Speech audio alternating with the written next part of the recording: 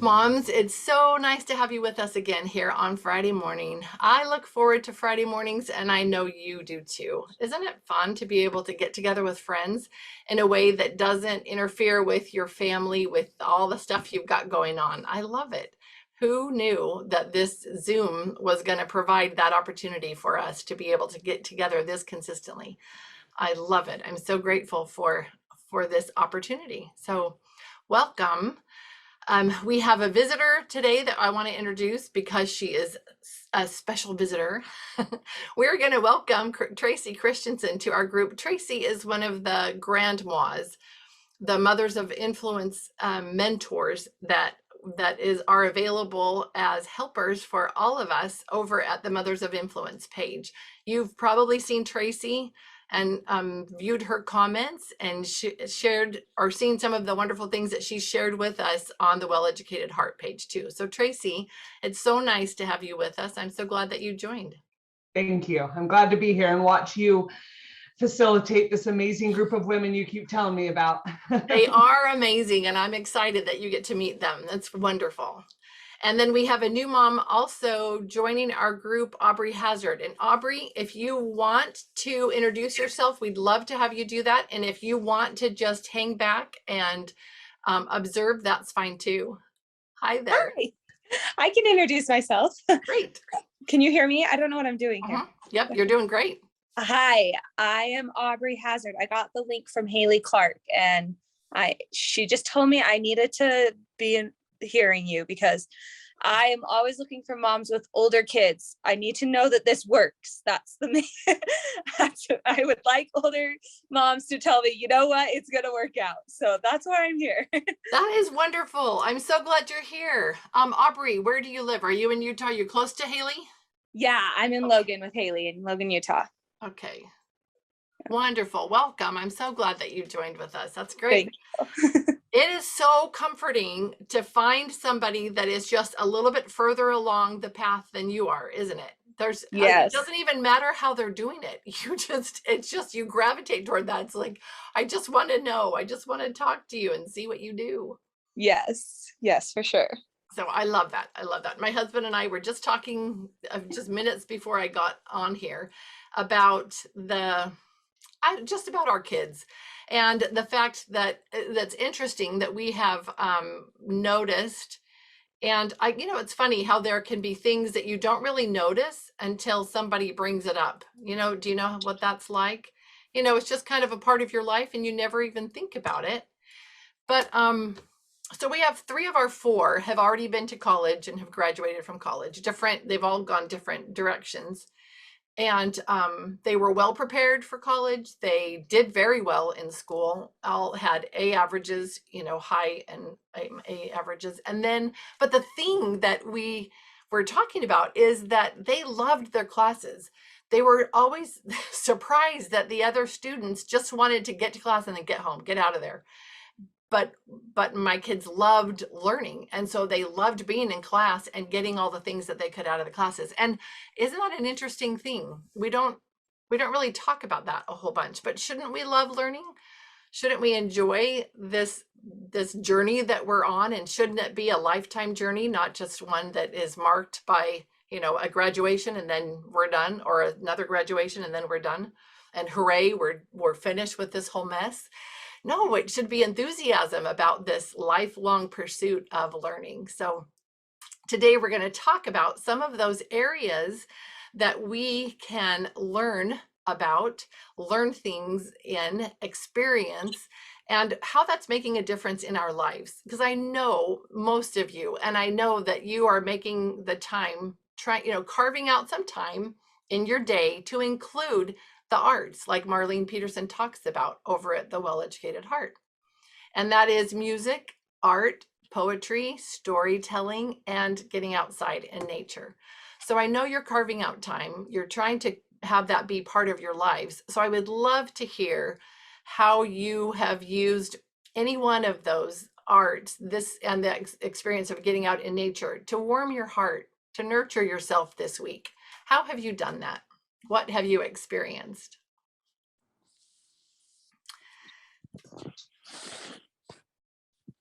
Yeah, you can. What we do is we unmute and then we know, oh, that person's ready. Okay. So go ahead, Tracy. So I took voice lessons for a time. I'm not a brilliant singer, but I've loved to sing. And a couple of years ago, I took voice lessons from a gal here locally in my homeschool co-op that's in the Mormon Tabernacle Choir. She teaches. So I took from her and loved it, right? But then life got in the way and I chose to not have one more thing on my schedule. But this week I sat down and I went back and just sang the 4 or 5 songs that we worked on. And I am noticing, like, for me, there's, you know, they were very, some of them spiritual, some of them Broadway songs, but there's one, there's a joy that comes singing, you know, of spiritual things. But what I noticed this time was how, like, literally I was moving the energy in my body, right? Like I connected to like a physical ailment, not ailment, like the physical aspect Element, of yeah. singing.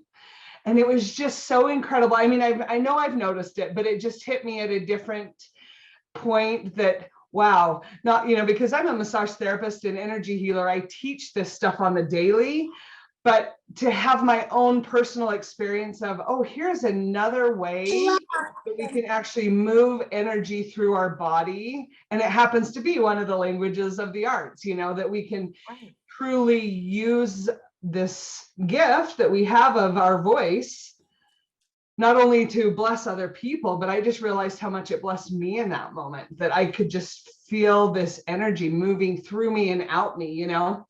And it was just, it was a beautiful experience for me. Just wanted to share that.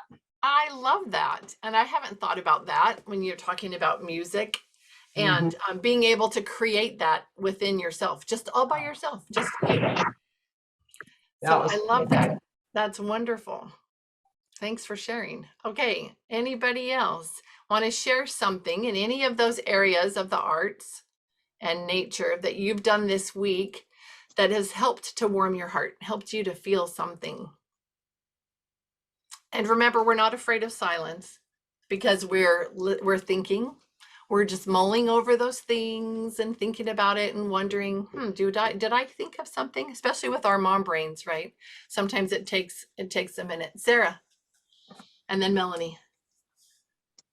I'm actually outside right now, as you could probably tell. I've got this wonderful spirit of wonder. Turn my camera to. And Sarah, you're cutting out a little bit, hun. Maybe you can figure out how to turn it back now. So, just or as I'm is you're looking around in old leaves and dirt, and she's finding. Hey, Sarah. For some reason, Sarah, can you hear me? So I just, yeah. Was there something about your specific location that you're cutting out now where you weren't before? Yeah, I can. Oh, let's see. Let me leave the call and come back. Okay. Melanie can talk and I can. Okay, do that. Thank you, Sarah. And then we'll go back to you. Okay, Melanie, you're on. I was just going to add a little to what Tracy was just sharing. I have been a singer all my life and I've never really been satisfied that I kind of got my voice to where I wanted it. And I finally found a teacher where I just moved to that I feel like is going to be the right next step for me to help me develop that. So I've been taking lessons from her for a month or two, and I've just kind of gotten some insights the last couple of weeks and talking to her. She's talked about how, you know, your voice, your throat is supposed to be relaxed and your instrument is really like your abdomen and your heart is at the center of that.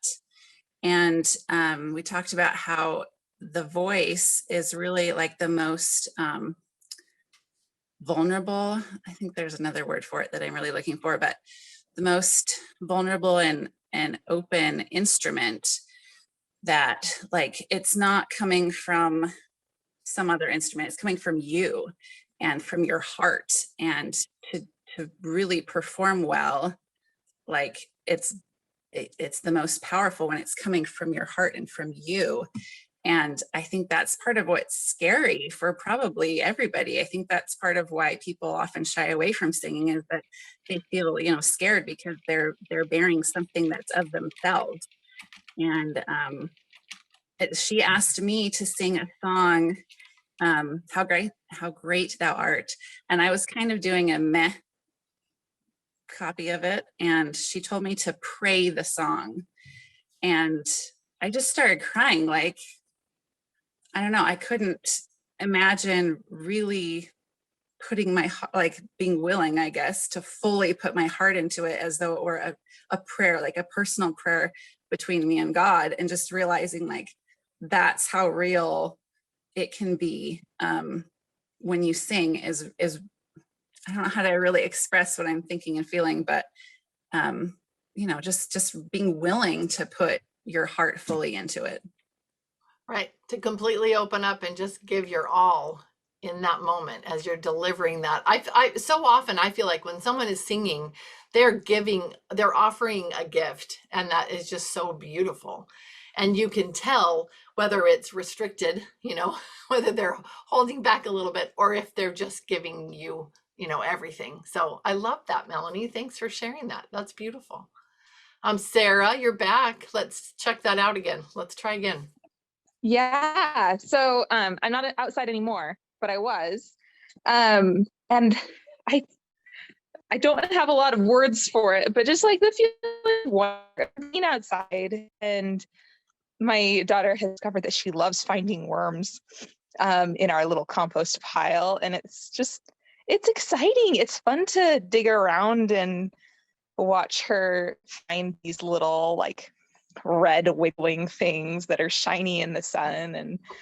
And anyway, that's kind of how nature warms my heart lately.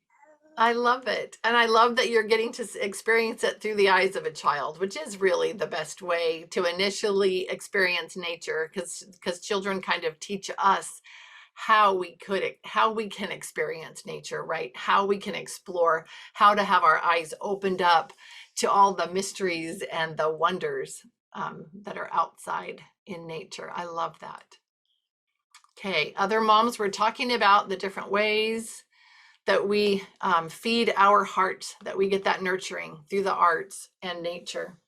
So what experiences have you had lately?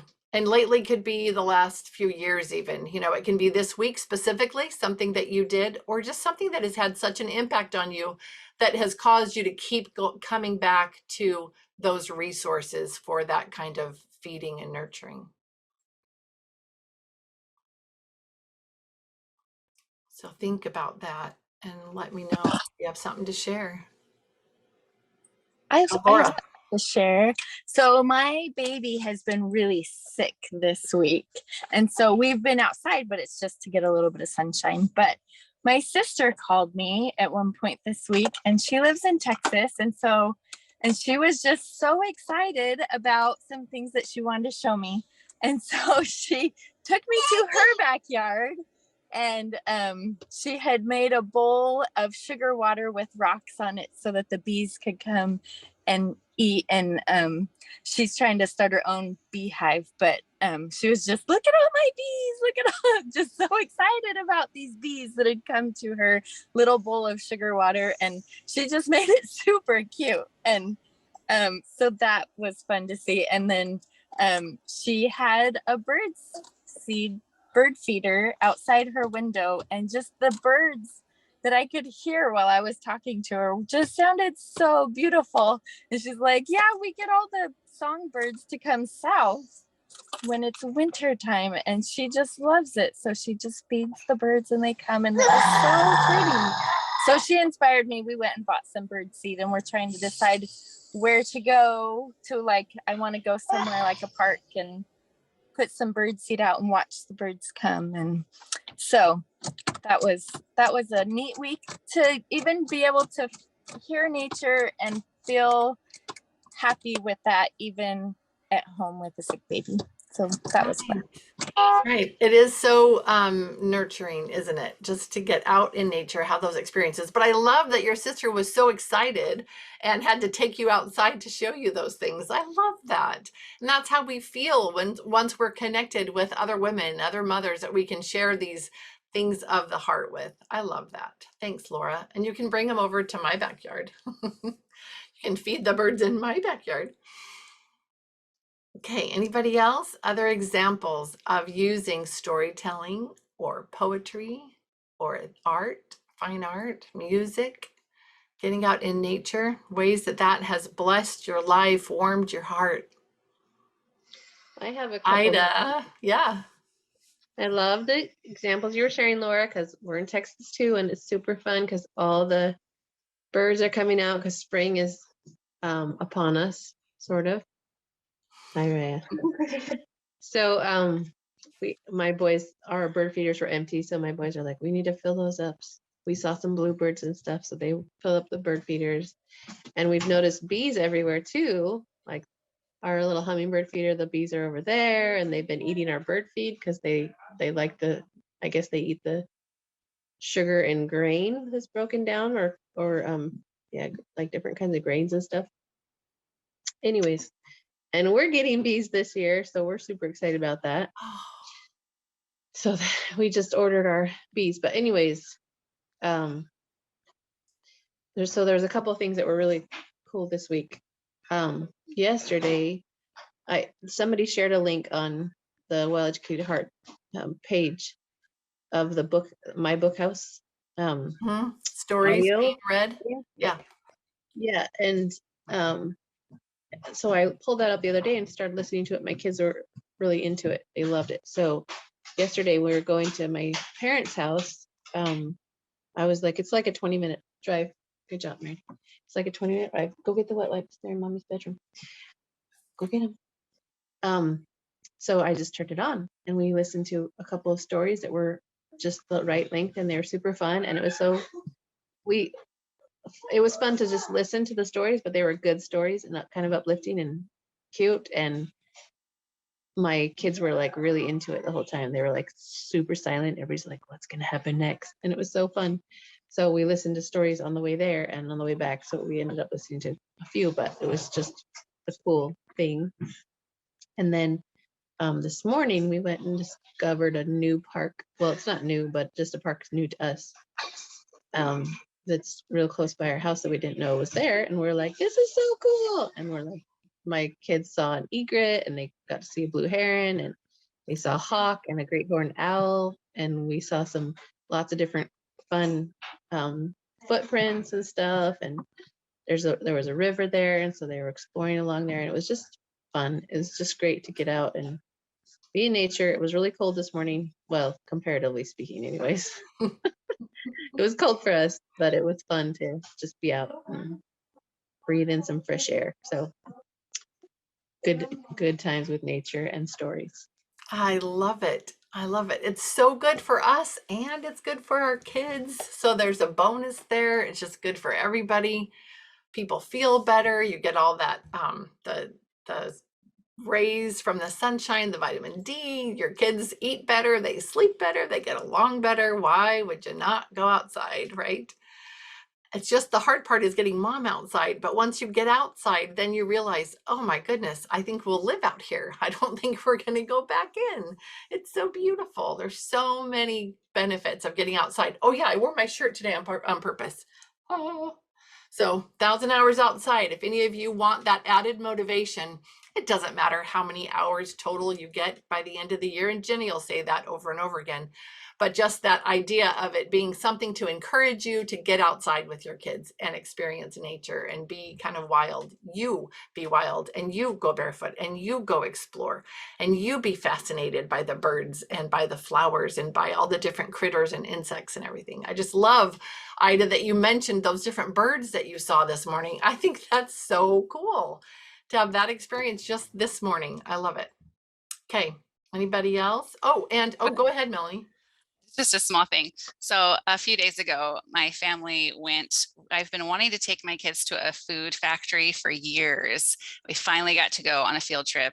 I spent time reading with the kids. I spent like all day with the kids. And at the end of the day, my 5-year-old, I asked her like, what was your favorite thing in the day? And she said, helping nature. I was like, what did we do that helped nature?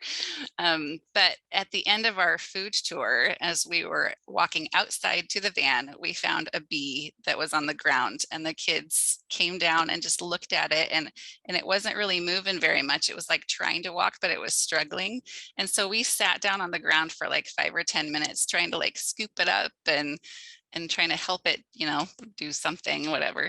I think it was dying, but we at least scooped it up and put it off to the side so it wouldn't get stepped on. And I was actually willing to like calm down my inner self to like take the time to do that and get on the ground with them.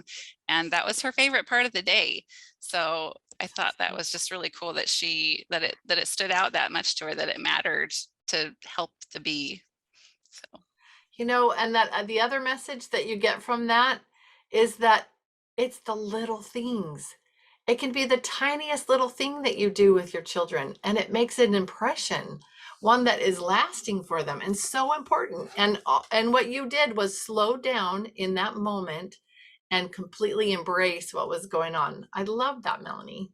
Thank you for sharing that. That's a tiny little happening, but a huge moment, a huge experience. Good for you. Lindsay is soaking up the aunt vibes right now with her little nephew. How cute is that? I love it. Okay, other things. I do have a question. How many of you have had experiences in nature journaling? Do you do that? Are you afraid of that? What's your response? I know I love to be reminded that it is not about the beauty of the picture that you're creating. It's the fact that it helps you to remember what you're seeing, right? And what are the phrases that you learn from John Muir Laws? John Muir Laws. Thank you so much, Tracy. What are the phrases that he reminds you to use when you're out in nature? Tracy knows, I think. Well, I know. I wonder. I noticed that. And what's the third one? That reminds me of. Yeah. Oh, Lindsay, come back. I know you have a baby, but come back. Share with us for a moment your experiences in nature journaling, Lindsay. Oh, I feel like I have a lot of improvement to do with nature journaling, but I like to, like you said, remember things, or like Melanie was saying, like the part that they remembered about that field trip was the bee. So I like when we go on a trip or we do a family outing or something, like whatever it was that was memorable to us, like come home and just draw that part of it and write a little something about it. But I need to be better about like observing really well and like sketching. I need to be better at observing. I'll like think of that mountain or that sea lion or whatever it was, and then come home and find a really nice picture of it and copy it. And so I'm not doing the observing really well, but I just find the watercoloring process really fun. Right. So you're enjoying the art part of it, which is great. But don't you think that the nature journaling that you started years ago has helped you to pay more attention to things when you're outside? Yes. So knowing that I need to be better at observing, I observe. Now I need to transfer that into my nature journal and start to like put it on paper. But I love, like yesterday we went for a walk and there was a hummingbird in the tree and it had the most brilliant red head. It was just this like, I mean, you could see it just flying around because it was so bright, this red-headed hummingbird. And like, I just like sat there for a while, just watching all the details and like how far did the red part go down on its body? And like, just so interesting, like how much of its head did it cover? And I don't know. So I'm like, knowing that that's something to practice, then I am practicing that out in nature. Yeah, I see that difference. I mean, I know that you notice because you'll point things out when we're outside. So I love that. I love that that's just become a part of who you are, is noticing and being more in tune. So yeah. But I wrote down, since you wanted us to think of how each of these things was warming our hearts, I took notes last night as I thought about it, because I wrote about the hummingbird, and then just noticing the bird sounds in my backyard, and that I think it's a mockingjay that you helped me realize that's what it was in my backyard. And noticing those things, and just noticing all the colors in my flower bed this time of year. Like I know years ago I would have been like, oh, like the flower beds are a mess, or, you know, seeing like just the things that needed to be done. And now my heart's in a different place where I can see like, wow, we've got purple and pink and orange, and it's just so pretty. And so definitely like how nature warms my heart has changed. You gonna take them? Babysitting is so much easier with older kids because they just do it for you. And then poetry, I just remembering those poems with you the other day just got me like so excited to go back and look up some of these poems that would make us laugh as we memorized them when the kids were little, like the Shel Silverstein poems. And I just feel like, yeah, studying about Abraham and Sarah in the Bible this week too, and how important laughter was in creating hope. And I thought these poems that I just thought were silly that make us laugh, that laughter brings hope and joy.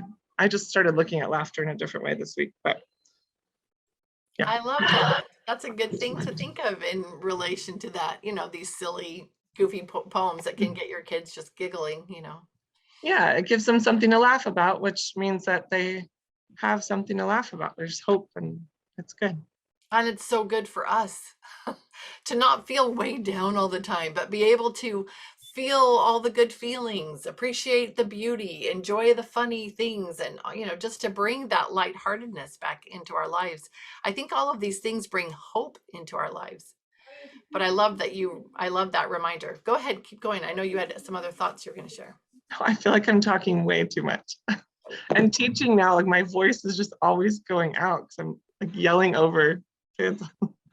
From teaching at Outsiders, that's right. Teaching at Outsiders, yeah. At outside school, right. I'm just That's like so yelling, cool. I feel like for 2 hours, but just reading story, I just thought of the story part, like reading stories to my kids at night. That warms my heart, probably more so than theirs, because I just love the stories that we read. And then I've been like, so teaching at Outsiders, I've used all of these things in my lessons. Like I always think, okay, how can we do poetry, nature, art, stories, and music in my lessons? So I used art and stories in my lessons like every week.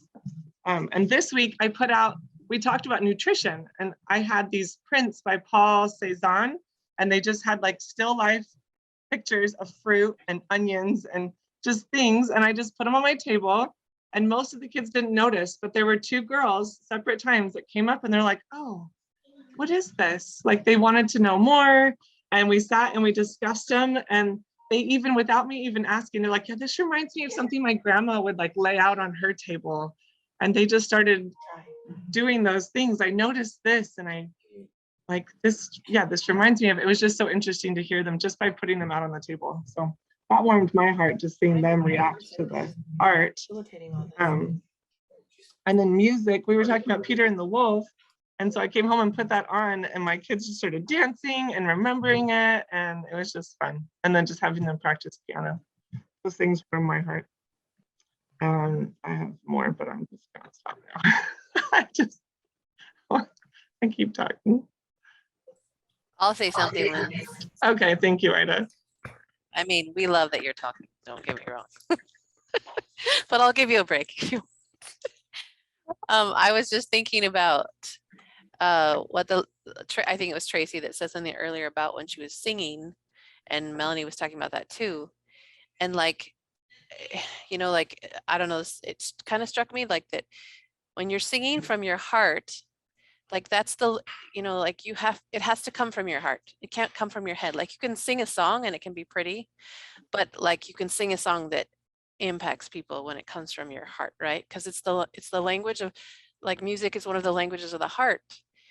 And it's the same, like I was thinking about like stories, right? So I can read a story out of a book, or I can tell a story in my own words, and there's a completely different feeling and power of connecting that happens when you do it from your heart, right? And so the same is true with music. It can be beautiful, but like, just like I was thinking about like some songs that I love listening to, and when they're really impactful to me, like I like feel the emotion of it, but I want to sing. I want to sing with it. I want to like sing the words, because it's like my heart wants to share this feeling and emotion that I'm having, you know? Anyways, so I think I think it's true with other things too. Like you can draw a picture that's like, I don't know, you can just draw any old picture, right? But if you're looking at something beautiful like in nature that's inspiring to you, like there's so much more feeling that goes into that picture that you're painting. Even if it's not perfect, there's just a lot more like going on there in your heart, and like in as it comes out in your hand, you know, as you're trying to put it down on paper. But I think that, and also like what Lindsay was talking, I don't know if maybe Lindsay mentioned this, but I feel like the more that you're looking, the more that you notice. Like out in nature, I've tried to do like nature journaling, and that's helped me really to see things out in nature more and be aware of them. And I'm learning so much, right? Just everyday little things here and there. Like I didn't realize that what what a woodpecker sounded like just the other day, and my boys were like, I hear a woodpecker, and I'm like, where's that bird? And we found it. I'm like, oh, that's a woodpecker. That's the sound they make. But it's just fun the more that you see and the more that you're aware of. And like when we went on our walk today, because my boys have learned a lot of that stuff and they've taught me, and we're like, oh, that's an osprey, that's an egret. And like, otherwise I'm like, that's a cool bird. What is it? You know, if we even noticed it, right? But it just, there's like more connection there when you try to dig a little bit deeper into it. So you know more about it, right? Like when you're doing your nature journaling or whatever, you know, it means more to you, if that makes sense.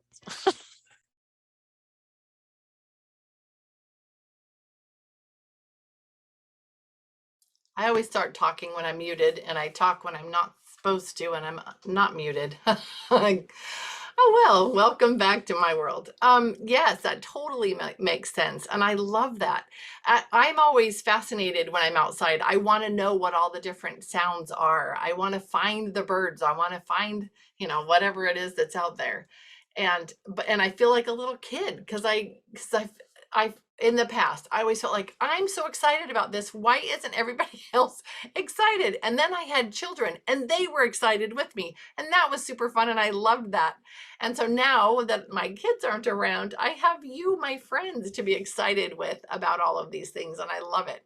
So that's why my poor friends that are on Marco Polo with me, they'll get videos of me just outside saying, oh, look at this. Isn't this so cool? And you probably can't even see because the video on Marco Polo isn't even worth looking at. But I love to share those things. It's fun to do that. I love it. I have one more thing. I'll be quick. So one of the stories we listened to was called The Selfish Giant, and it's in my Bookhouse books. I probably book 3 or 4. Anyways, and it's this giant. He's gone away for a long time, and he has this beautiful garden, and all the kids come and play in the garden. And then he decides he's going to come back home, and he comes back home and sees these kids there, and he's like, "Get out! This is my garden!" And he puts up a sign. He says, "Nobody's allowed in the garden," and he builds this big wall.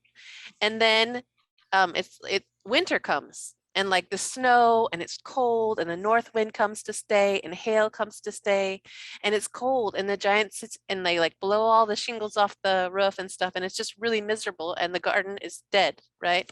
And he's in his house, he's like, why is spring so delayed in its coming? And then it's just long, and then eventually some of the kids get in through a hole in the wall, and they climb up into the trees. So one day he looks out, and he's like, oh, the trees are blooming. And then he realizes all these children are in his garden in the trees. And he's like, I've been selfish and kept the children out of the garden. And so he helps the kids come back into the garden. And as they're climbing into the trees are like, come on, climb up me. And they start to bloom. And this conversation has made me think, like, children help us to see the beauty in the garden, you know? Like they help the blooms come to life for us because they notice things that we forget, you know, or we don't pay attention to anymore. They've lost their, you know, their beauty and just interest. So I thought that was a really cool story, and like I felt like it related, like children really help us see things that we wouldn't see before. Absolutely. I love that. That was kind of the message of The Secret Garden, that book. I love that it just sat there dormant until the kids came and brought it back to life by loving it, and being aware of it. I love that. That's beautiful. I did bring my, way back in the background there, I brought my my little watercolor, not watercolor. It's not a watercolor. If it were a watercolor, that would be really impressive. It's a paint by number. But I don't care because it's a paint by number that I actually did and I completed. And I know I've shown it to a couple of you before, but I think it's really interesting. I was thinking about it as I walked past it this morning downstairs. So I brought it up here because I thought that one silly thing, doing that, painting that picture, being aware of the different colors that I was putting down on the canvas, even though they were numbered and it told me put this color right here and that color right there. The act of doing that helped me kind of explore this idea of what it would be like to paint something and use these different colors to create an overall effect. And it gave me confidence to try other creative things. And I've been really surprised at how much confidence I gained just from that one little new thing that I tried. And I was talking about that when we first came on with Lindsay Watkins and Sarah. So I wanted to see if we could share a little bit of what we were talking about earlier, if you ladies don't mind.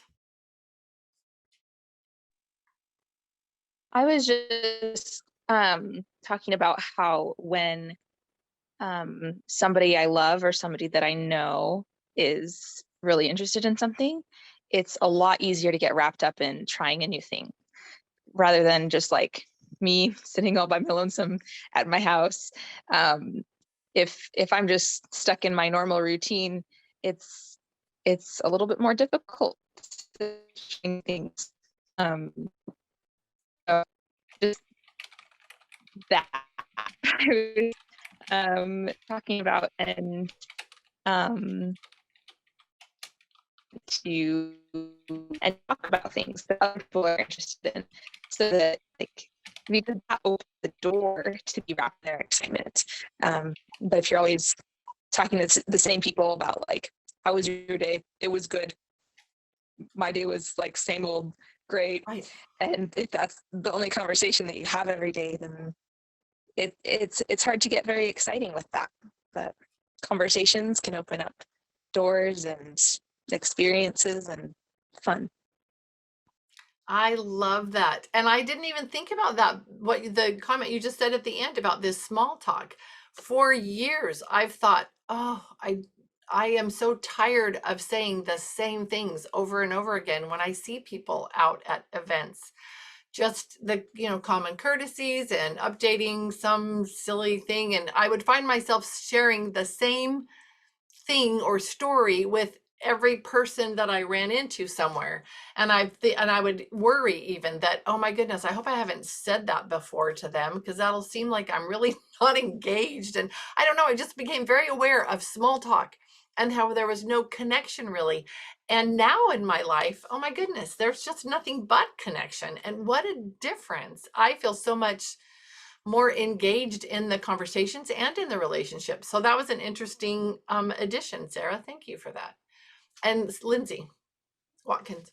I've actually been called a snob because I don't like to participate in small talk by family members. In fact, like, oh, she's just stuck up. She doesn't like to talk. And I'm like, no, we've already had this conversation 10 times and I want to do it again.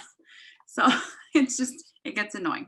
And Ida, I love that story that you told. It's funny because the other night we actually had a warm front come through and it got dark. The sun still goes down really early, but I had to go out and pry my son out of the tree because he would not come in.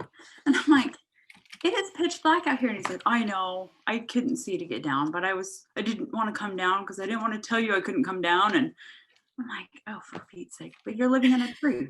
That's what you're, so I love that story. But for me, it's been, the more that I've learned, the more I've realized how big the world is.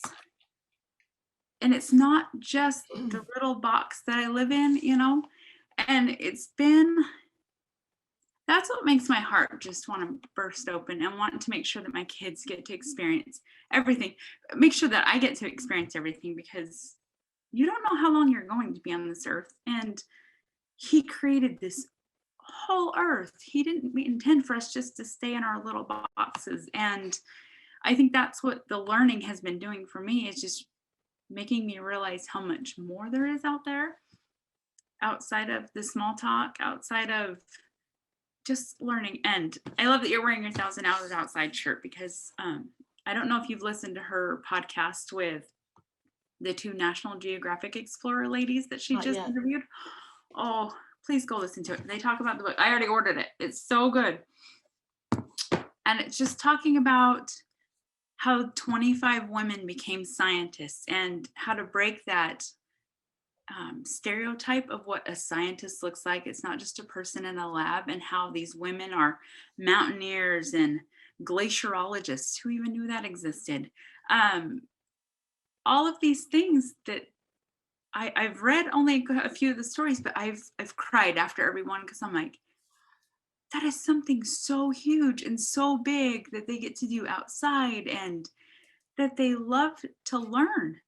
Mhm. And it just, that's what's been warming my heart, is just realizing that I'm just a small part in something so big, but we have the capability to learn about all of it and to share it with each other outside of small talk. It's just, let's learn together. And I love that this group offers that, and that we are encouraging one another to get past the superficial and to create those deep connections. Yeah, it's pretty incredible, isn't it? You know, the more I experience this, the more I think about that phrase that it says over at the Mothers of Influence, that mother love works magic, organized mother love works miracles. And I see it happening in my life and in your lives. You know, and as we continue to talk and connect and share, it's just pretty amazing. Go ahead, Ida, share that. Yeah. I was just saying, sometimes I'm like, I just got to share this, you know, and so I have these things that I've been learning about and I want to tell them to people. And they were like, I was actually only ready for small talk. And you can see Yeah. they're like, whoa. Right. Right. I just say fine and keep moving. That's all I wanted. I was at book club with these ladies, this book club I'm in, the other night, and I listened to this podcast, and I was like, from Marlene, about the music thing. It was a while ago, and I was like, this is so great. And I'm at this book club, and I'm like, I know this is a little off topic, but I just really got to share this, ladies. And I was like, I'm so embarrassed. Oh well, they invited me to come back, so we'll see. Must not have been too awful. No, I think that people find it refreshing. They're just kind of shocked at first because it's so not normal. Yeah, I know. I hope so too, because that's me too. As you know, I'm telling everybody I run into, it doesn't matter where I am, I'm telling them about Well-Educated Heart, Mothers of Influence. But one of the moms that I met at the thrift store in Tehachapi, when I was there that one day, and I came back and told you guys about it, she responded online about going to the in-person Mothers of Influence that we're having this afternoon in Tehachapi. So she might be there. So that's cool, and that's exciting. And I know Linnell, Linnell, go ahead, because she's had an experience too. Sorry. Yeah, a friend reached out to me, and I was thinking that I'd like to do a Mothers of Influence here in person. She was someone that I had met just before the pandemic, so it was 2 years ago, and she thought of me recently, and I'd been thinking of her. So we haven't gotten together, but we've been Marco Poloing and messaging, and I am not quite sure what to share, but I feel like she is looking for connection and she's looking for more. And so I want to be very intentional about the things I do share so that I don't overwhelm her or anything. But I wanted to share some of the things that I have been doing this past week to warm my heart with nature, art, music, poetry, and story. I live in Minnesota. In the past few weeks, months, it's been below zero and in the single digits. So it's very cold. And sometimes I don't feel like bundling up and getting getting everyone out the door because it's a hassle sometimes. And Melissa on our Marco Polo group recently said that we should look for the sublime in things and not just do things to check it off the list. And sometimes I just need to check it off to be able to get out there. But once I'm out there is when I feel like my heart changes and softens. So this past week, I went outside on a really cold day, and my 2-year-old daughter, all on her own, climbed onto a white tree swing, and she just sat there and started swinging. And that softened my heart. And I went over and sat with her. And so the two of us, we were just sitting there looking at the trees and at the snow, quietly swinging together. And it was a sweet moment for me. And then she just turned onto her tummy and was kicking her legs, and she was just entertaining herself being outside, and we were able to enjoy it together. So often I dread doing things that are really good for me. And so just getting over that initial whatever is stopping me helps me get to a point where I can enjoy it. I wanted to share something about story that I've been learning. I've been reading from My America Storybook, and at first I was doing it for the children, but they don't understand it. And I get frustrated when they don't understand it. So I'm just doing it for me, but I still let them hear as I'm reading. And so as I've been learning about our Constitution and the beginnings of our country and the government, I'm realizing they had a lot of problems. Like, can you imagine the time when we didn't have money? Can you imagine a time when there weren't roads to go from one state to another? Can you imagine a time when we didn't know about representation or whether a slave was a person or not? And all of these issues that they had, I have so much admiration for them that they had a problem. Now I take these solutions for granted because we have money. We don't have to worry about that. But there was a time when they had a problem. And so I look at my own disagreements with my husband or the things that I have problems with, and I learn this can be solved. And there's a problem. I mean, there's a solution just waiting to be figured out. And it gives me the patience or the courage or just the motivation to figure out the solutions to some of my problems that I'm facing. For art, there was one day that I told my kids that in order to have toys for their quiet time, they needed to finish some schoolwork. And so my son did a 2-minute drawing. He brought it to me.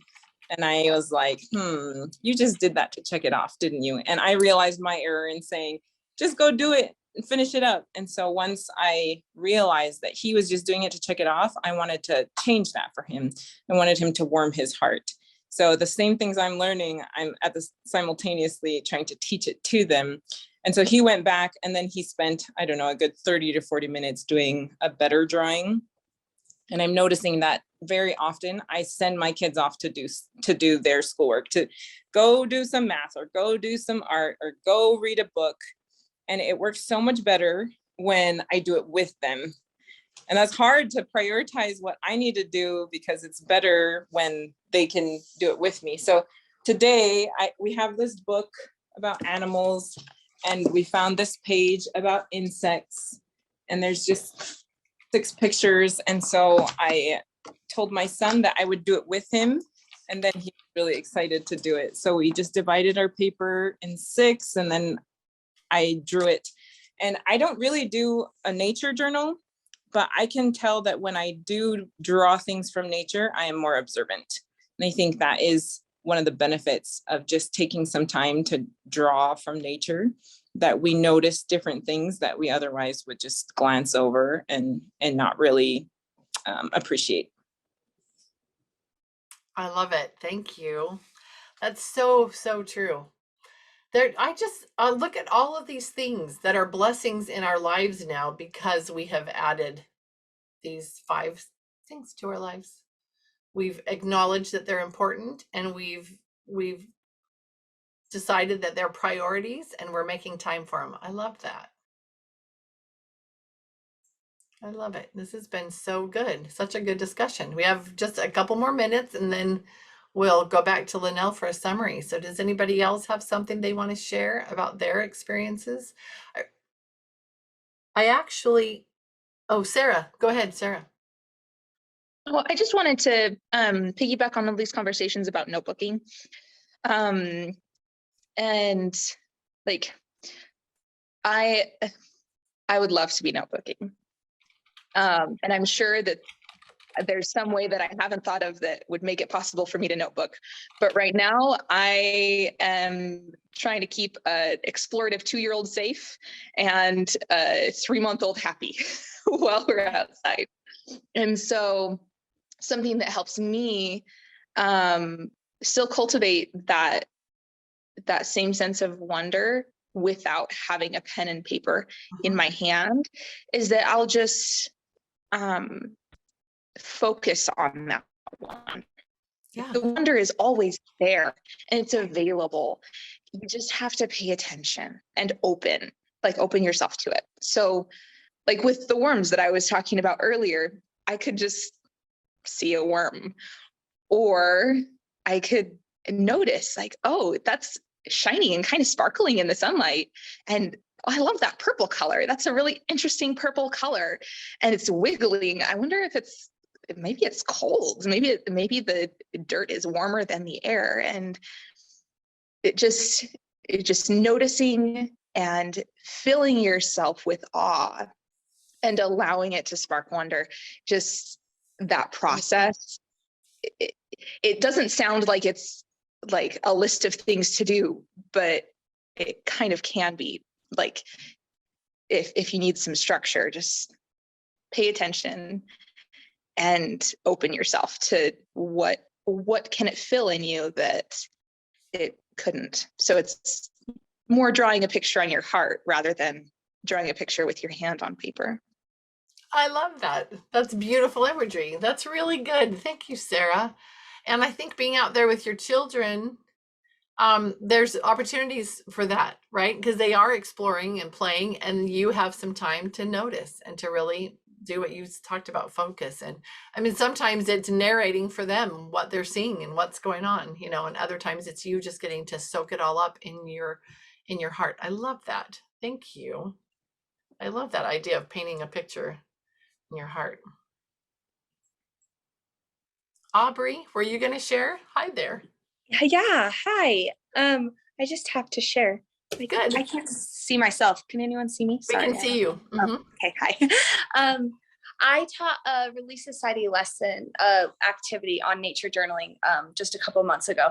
And I told my local Mothers of Influence group, I was like, oh, it totally fell flat. I was like, they just did not get it. Like their hearts were not ready for it. They were just like, when will I have time for this? And I was actually like really discouraged about it. I was like, oh, it's so hard to teach that concept. And then just last Sunday, a little old lady got up in church and bore her testimony.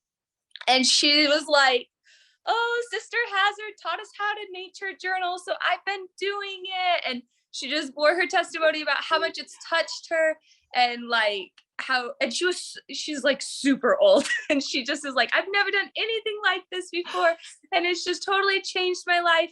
And I was like, oh my goodness, well, you could have like smiled during the presentation. That would have said something, because I totally thought it fell flat. But then, you guys, I had to go to her house, and I was like, Kate, I want to see like what you've been doing. Let me see your nature journal. So she brings out this journal, and it was like, I mean, she doesn't know how to draw or anything. That was not the incredible part, but she had written just pages and pages of just she had just taken it way further than I have ever thought to take nature journaling. She would like look at something and then be like, I think God made it like this because of this. And that really reminds me of how God made me. And like, or like, that's a lot like my son, and he's going through this right now. And it was like her journal and like her thoughts all like coming out from nature. And I was like, oh my goodness, I can see how this is changing your life. Like, it's amazing. And you just have such a heart for it. Like, that's just incredible. And she just taught me like so many new things. And anyway, it's nature journaling I love nature journaling. So it can go a lot further and deeper than I even could imagine. Yeah, Yeah, I love that. Thank you for sharing that. And what I love so much, Aubrey, is what we experience here regularly, that when you've had an experience, a well-educated heart experience, so with one of these areas, and it has just filled your soul, it just bubbles over when you talk about it. Like, you just have to share, you have to talk about it. And I love that. And I love experiencing that with all of you. Isn't that wonderful? Such a blessing. I love it. Okay, well, ladies, this has been so good. This has been so much fun today to just talk about these 5 things. Lindsay and I were talking about it the other day, and at Lindsay's suggestion, we decided that that's what we would do today, and I love it. Thank you, Lindsay, for that idea. And Linnell, we're going to turn it over to you for our summary. I always enjoy these as well, when we can just share these 5 basic main things. I want to share with you some art and some nature and a quote. And earlier this week, a friend stopped by and gifted this to me, and I think it's very appropriate to share with you. Take a look at this. It's a tree with some friends, lots of different animals, and it says, "Friends are the family we choose." And I think you all are my family. Just like these animals in this tree, just hanging out, enjoying nature. That'd be really fun. We could all just hang out and enjoy nature together. And I want to show you this. What do you notice? This little guy is hanging out. And I noticed earlier this week that he was struggling. And I took a closer look, and he wasn't in the water. He didn't get access to the water. The water had gone down, and the stem wasn't long enough and wasn't reaching it.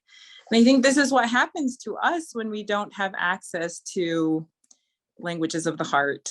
And I pushed it in a little further. You could drink some water, and then he just stood right up. And when we fill our hearts, we can be tall, and we can be nourished.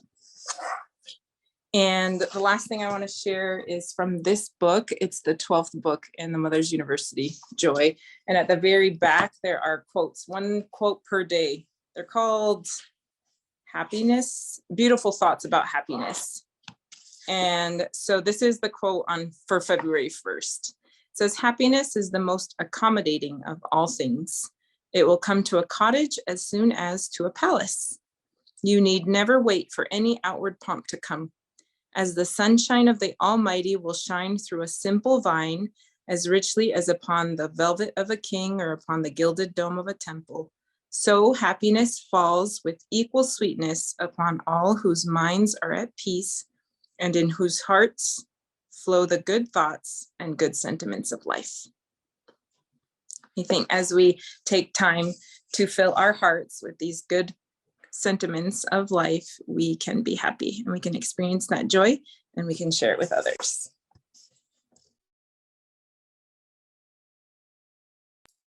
I love that. Thank you. Thank you so much, everybody, for being here. Thank you, Linnell, for that wonderful summary. I love coming here and chatting with all of you. It's just so lovely. So I look forward to next Friday and getting together again. Next Friday will be an official Q&A for Mothers of Influence. The Mothers of Influence page now shows all of us our mentors, and the people that sign up for new Mothers of Influence groups will be directed here to our group every last Friday of the month, so that these new Mothers of Influence facilitators have a place to come to kind of see what it feels like, and be able to ask some questions and see what you ladies think about whatever it is they're talking about. So I would love to see as many of you as can come, because that is so helpful to be able to help these other moms as they're getting started. I just love it. Yeah, I love that. I love that analogy of the water, Linnell. Thank you so much for sharing. Thanks, everybody, for taking part and sharing the things that were on your heart. And those of you that were quiet, that is okay too. We all have those times when we're more quiet, and that we need to just soak it up. So thanks, everybody, for being here. Have a wonderful week. We'll see you next time.